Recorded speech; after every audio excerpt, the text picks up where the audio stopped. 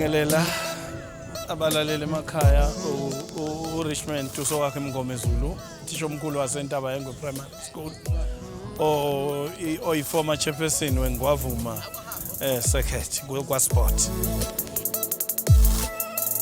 Indawo yaseNgwavuma isegcineni kwe KZN.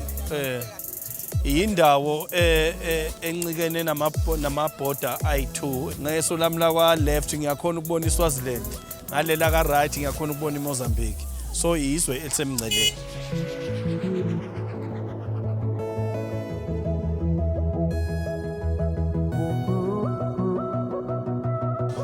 Ngicela ukuthatha lethuba ngibingelele abakwa KZN TV, ngibingelele nababukeli.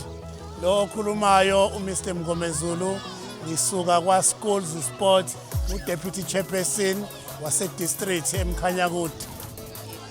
Namhlanje sihlanganiswe uBuild-It. uBuild-It une festival lapho khona udlalisa u-under 13 boys and girls netball.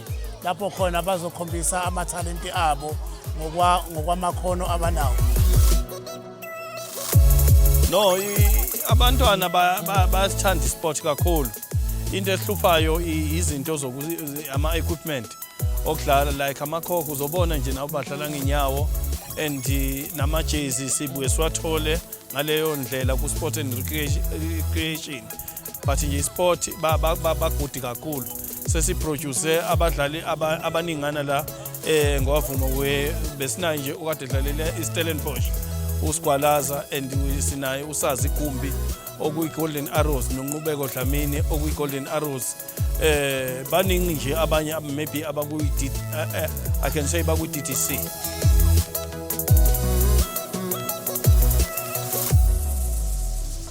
Ngibingelele kubalaleli emakhaya. Okhulumayo uMiss Liyanda Mngomezulu oqhamuka eNansindlela Combined School.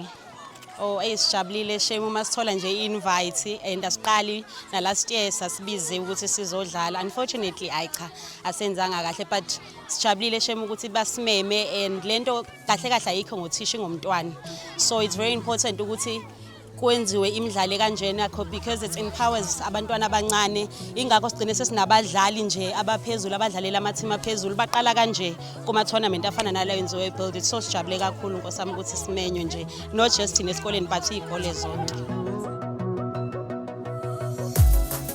Hayi ngibingelela ababukeli bonke emakhaya nezikole nakho konke nabadlali nje such. Cha igama lami uDumsani uEric okamvelase umthembu le eJozini. Usuku namhlanje cha luyinjabulo ukuthina sonke ngoba ubona nje kugcwele kangaka izikole, ubona zonke izingane zamantombazana ziyadlala, sijabulile sonke ngokwezigaba zethu. uBuild-It uthi yes we can namhlanje, yes we can to the young ones, yes we can to everybody. Sijabulile kakhulu nisashebe ukuthi i-tournament le sihosta kahle, othisha asibona imisindo, izingane azikho ezilimele, i-tournament ihamba kahle.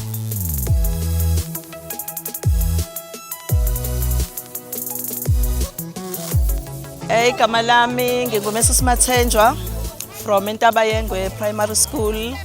Silapha emagroundini kuzodlala for Build-It. Kuyasijabulisa kakhulu ke lokhu ukuthi kwenzeke because kuyawuvula umqondo womntwana angagcini nje ecabanga academically, akakajabule nje abone nezinye ingane abe happy, ayikhiphe nje nasekhaya kashawa umoya. Siyalijabulela kakhulu leli thuba, sengathi besingahlala njalo silithola ukuze abantwana bethu bavuleke imiqondo, bathole into extracurricular ezobakhipha busy, ezobajabulisa.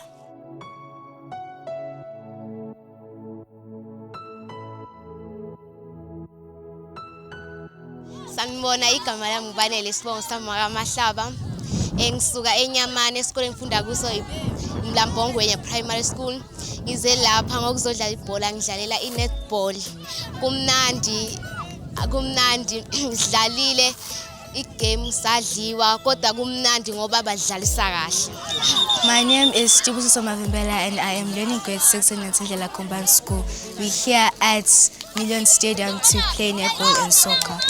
The game has been fun, but we did some mistakes and did not make it out the first game, but we're still trying to carry on.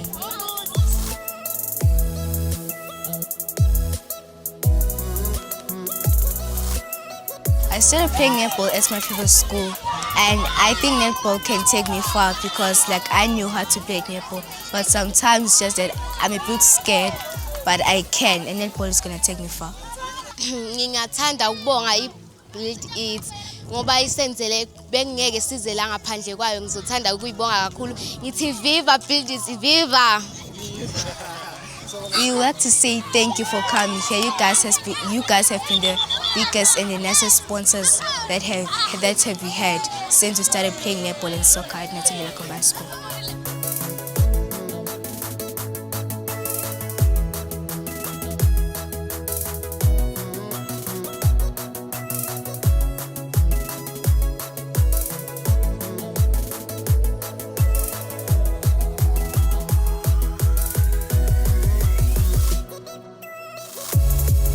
uBuild It sithokoze kakhulu ukuthi uBuild It uqhubeke usikhase and ubuye usisize ngeinto eziningana, for instance ku sport nanokuthi usizwe masikhalaza singothisha ukuthi angaselect ikola ezimbalwa but aselect ikola whereby uBuild It kufanele abuyisele kuzo. Siyafisa nje ukuthi uBuild It uma beletha lemidlalo bangayi restrict iminyaka, bavele bathi nje babane bayihlukanisa ama category mhlawumbe kuthiwa under 15 under bani because sinabo abadlala impela, just that namhlanje bazofika bazobuka ngenxa yokuthi iminyaka ayibavumeli, but other than that siyabonga kakhulu kuBuild It. Into enhle kanje baqhubeke bayenze, bakhulisa ingane zethu. Nkosi yami singajabula kakhulu mangabe nje engaqhubeka, angagcini nje ekanye ngonyaka ngoba siyabona ukuthi abantwana bethu bayajabula for the fact nje ukuthi bazi ukuthi baya kwi-competition, lokho kubanikeza ugqozi nokuyimisela kakhulu. Singajabula mangabe mhlawumbe ingenzeka at least twice a year, mhlawumbe kanye nge-term or ama-term awu-2. Singakujabulela kakhulu lokho. Siyalibonga kakhulu ithuba esimnikeza uBuild It, lihle kakhulu kubantwana bethu. Babukele emakhaya, mina igama lami nguSiqalo kaNxumalo. Namhlanje ade ku-right, dlale kahle kakhulu. Noma kunzima ade ku-right ngiyabonga. Ngithanda ukuthi ngiyabonga kakhulu kuBuild It ngoba i-tournament eyisizile kakhulu. Ngibona emakhaya igama lami Natasha Sibongo kaGina. Ngifunde into abayenza, ngijabule kakhulu kade kwasesifuna le trophy sesiyitholile. Ngiyabonga. Ngiyacela ukuthi uBuild It aqhubeke asixhase ngale trophy nangonyaka ozayo sizoyithatha futhi.